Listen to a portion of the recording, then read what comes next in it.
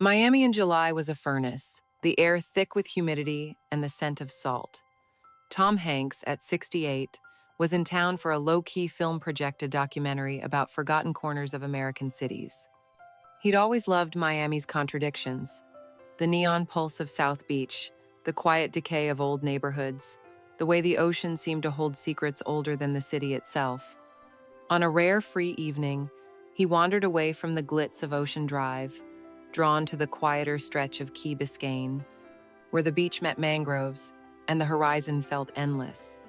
He found the old man sitting on a weathered bench, facing the sea.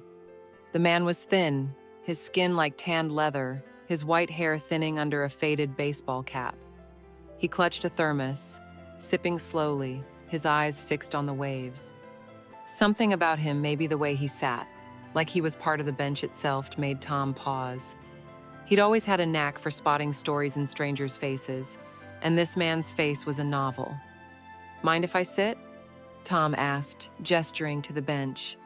The man glanced up, his eyes a startling blue, like the sea on a clear day. "Free country," he said, voice gravelly but warm. Tom sat, the bench creaking under him. The sun was dipping low, painting the sky in shades of coral and gold. "Nice spot," Tom said. "You come here often?" "Every day for 30 years, the man replied. "Name's Eli."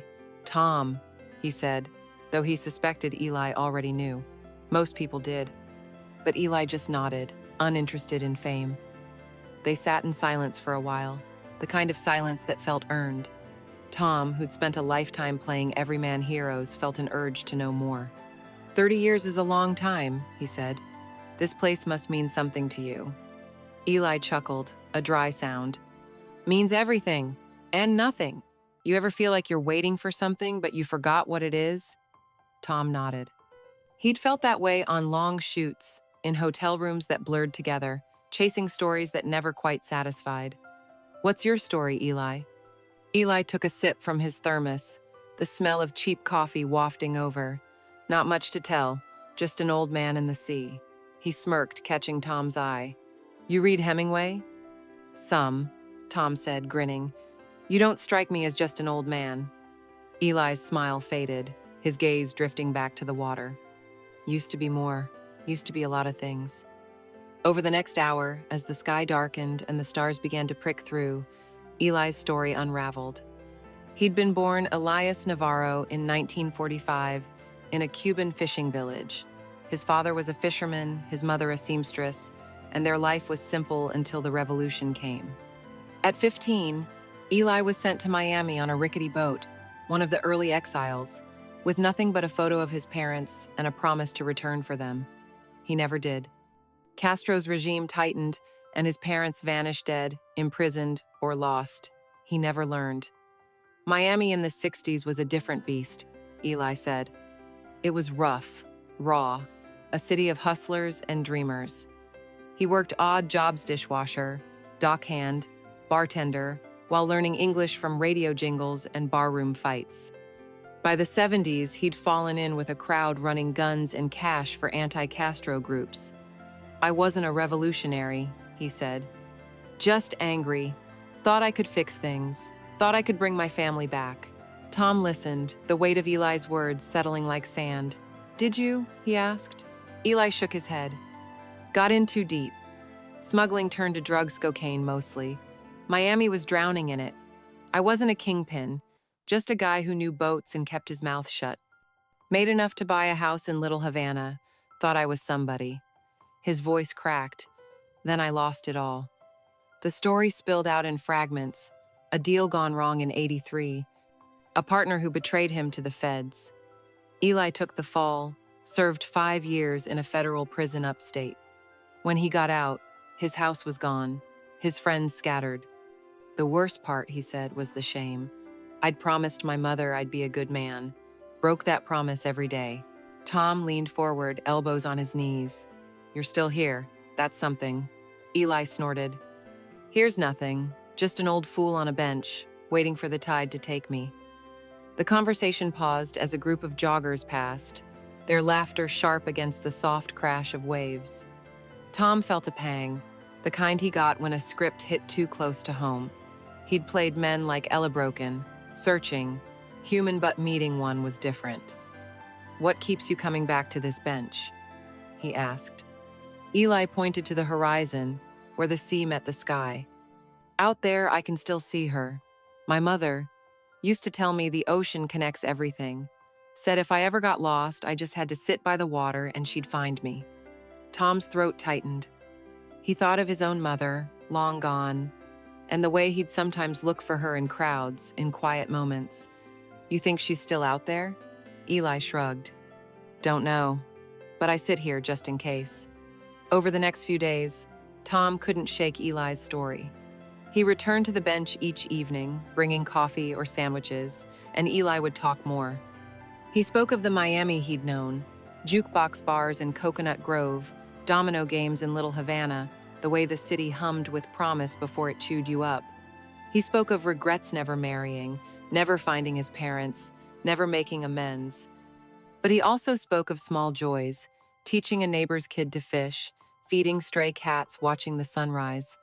One night, Tom brought a small recorder, part of his documentary kit. "Mind if I record you?" he asked. "Your story, it's worth hearing." Eli hesitated, then nodded. "Ain't much, but sure." The recordings became a ritual. Eli's voice, rough but steady, filled hours of tape. He spoke of his childhood in Cuba, the smell of his mother's cooking, the way his father sang off-key. He spoke of prison, where he'd learned to carve wooden birds to pass the time. He spoke of the bench, his anchor, where he'd watched Miami change high-rises sprouting, old haunts vanishing. One evening, as a storm brewed over the Atlantic, Eli handed Tom a small wooden bird, crudely carved but delicate. "Made it years ago," he said. "Figure you might like it." Tom turned it over in his hands, the wood smooth from years of handling. "This is beautiful, Eli. You should make more."